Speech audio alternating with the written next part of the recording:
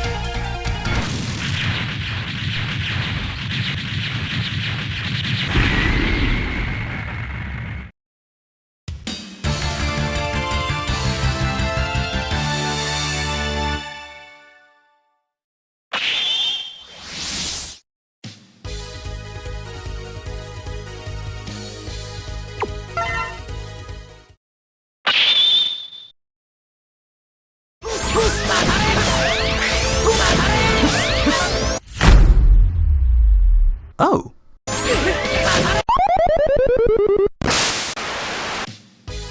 I have no comment.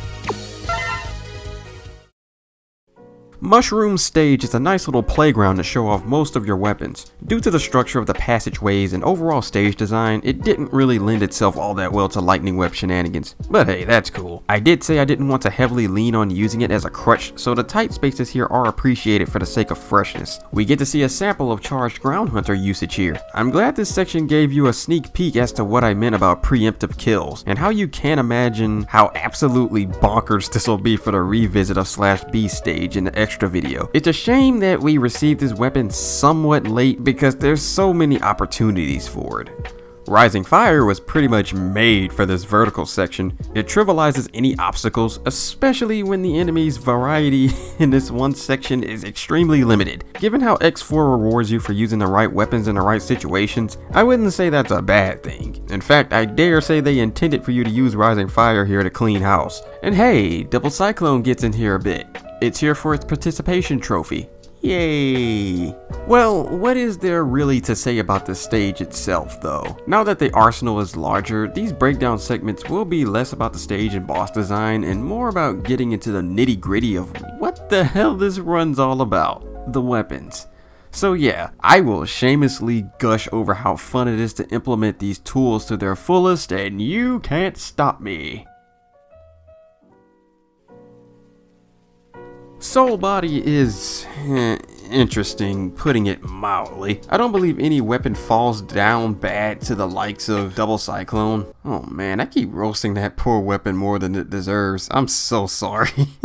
But I will not lie to you. In comparison to most of the arsenal, its uses are limited. It's not a one-note weapon, but it's not an extremely versatile one either. This isn't the case of Lightning Web, since that's a utility weapon and shouldn't be judged on its combat prowess. Soul Body is an offensive weapon, a slightly underwhelming one at that. I'll get into its downsides a bit later though. Let's soften the blow by getting into what's actually great about the weapon. Its most obvious use is providing X with extended mid-range. It stands without reason that he excels in long-range combat, so at first glance a player who doesn't know any better would consider this useless. That couldn't be farther from the truth though. The fact that X has an active duplicate of himself capable of damaging anything it touches has several uses. For one, it can act as a preemptive measure to destroy many weak foes in front of him, or even clear the way of destroyable obstacles with its multi-hit properties. I'm actually going to put that to immediate use in the next video, so I'm not going to explain any more than that for now. Of course, in the next video's breakdown segment, it'll be more relevant to explore the use of it there. Another use for it is to combo with the X-Buster. Closing in on a sturdy enemy before unloading a barrage of lemons into its face outright destroys them in mere moments. Though I will say this is ultimately not that practical, since the stock arm reserve charges can literally do that effortlessly, and the sheer power of Plasma Shot produces the same effect of spamming lemons as the lingering plasma tears them down. I will say that if Soul Body is used early on in the run, where you don't have the arm parts, this aspect of it is highly useful, but for long-term usage, not really. But with how non-linear the game is, that's a matter of how the player chooses to route their runs, so its usefulness in that regard is subjective. Then we have the charged version.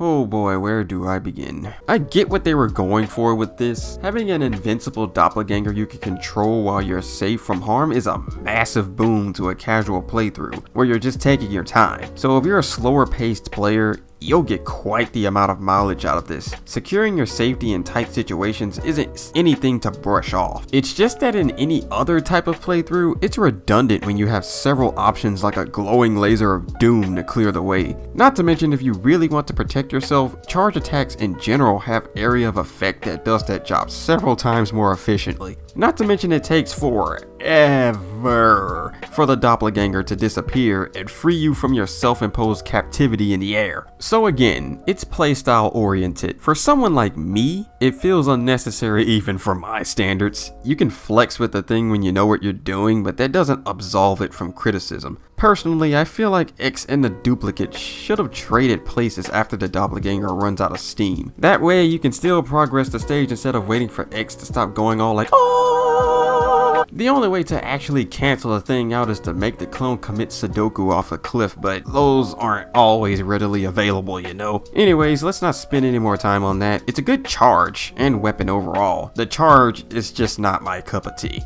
By the way, mid-editing Magnus here again. When I got the armor parts last video, I actually forgot to talk about the Nova Strike, because I really wanted to talk about it in that video when I got it, but yeah, I forgot to put it in the script of this video too, so yeah, I don't know what's going on there. But next video for sure I'll put it in there and explain it, because I actually put it to use, so it'll be more relevant there. Just thought I'd let you know. Another editing note: you can cancel out the charged soul body effect by pausing the game and just selecting another weapon, but that's just so boring, man. And it also kills your pace, but I mean, that's an option, so I don't want anybody jumping down my throat for that, for not mentioning it. Next up is Frost Walrus, the final Maverick stage before endgame. Until then, have a good week, stay safe out there with all that IRL stigma virus floating around, and always remember to stay chill, y'all.